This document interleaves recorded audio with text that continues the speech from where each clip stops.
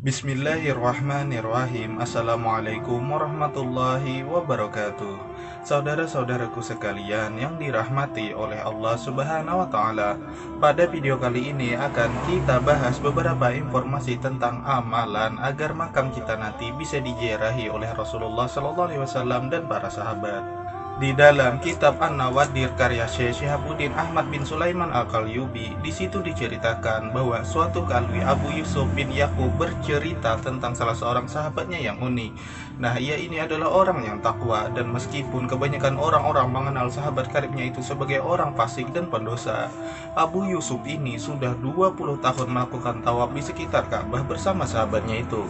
Dan tak seperti Abu Yusuf yang berpuasa terus-menerus, sahabatnya itu kalau berpuasa ya sehari puasa, sehari berbuka. Namun ketika memasuki 10 hari bulan Zulhijjah, sahabat Abu Yusuf ini menunaikan puasanya secara sempurna, kendati dia berada di padang Sahara yang tandus sekalipun. Bersama Abu Yusuf, ketika itu sahabatnya ini masuk ke kota Turtus dan menetap di sana untuk beberapa lama. Nah, di tempat gersang inilah persisnya di sebuah kawasan reruntuhan bangunan sahabatnya itu wafat, dan tanpa seorang pun yang tahu kecuali Abu Yusuf itu sendiri. Abu Yusuf pun segera keluar mencari kain kafan, dan alangkah kagetnya ia tak kala dirinya kembali menyaksikan banyak kerumunan orang berkunjung mengkafani sekaligus menyalati jenazah sahabatnya tersebut di tempat yang semula tidak berpenghuni. Karena begitu ramainya, Abu Yusuf pun bahkan kesulitan sampai tak bisa masuk ke lokasi reruntuhan bangunan itu. Para pelayat di sana ramai menyebut-nyebut almarhum sahabatnya itu sebagai orang yang juhud dan termasuk dari kekasih Allah atau waliullah. Setelah melalui perjuangan keras, Abu Yusuf ini pun akhirnya berhasil menerobos untuk menghampiri jenazah sahabatnya tersebut. Dan di sana terkagetlah ia di saat melihat kain kafan yang membungkus jenazah sahabatnya tersebut tertuliskan tulisan Arab berwarna hijau, yang artinya, inilah balasan orang yang mengutamakan ridha Allah ketimbang ridha dirinya sendiri, orang yang rindu menemuiku dan karenanya aku pun rindu menemuinya. Selepas melaksanakan sholat jenazah dan memakamkannya, rasa kantuk berat pun menghampiri Abu Yusuf hingga akhirnya ia tertidur. Dan disitulah Abu Yusuf bermimpi menyaksikan sahabatnya yang ahli puasa tersebut menunggang kuda hijau serta berpakaian hijau dengan memegang sebuah bendera di tangannya. Dan di belakangnya ada seorang pemuda tampan berbau harum. Dan di belakang pemuda ini lagi ada dua orang tua, diikuti di belakangnya lagi ada satu orang tua dan satu orang pemuda.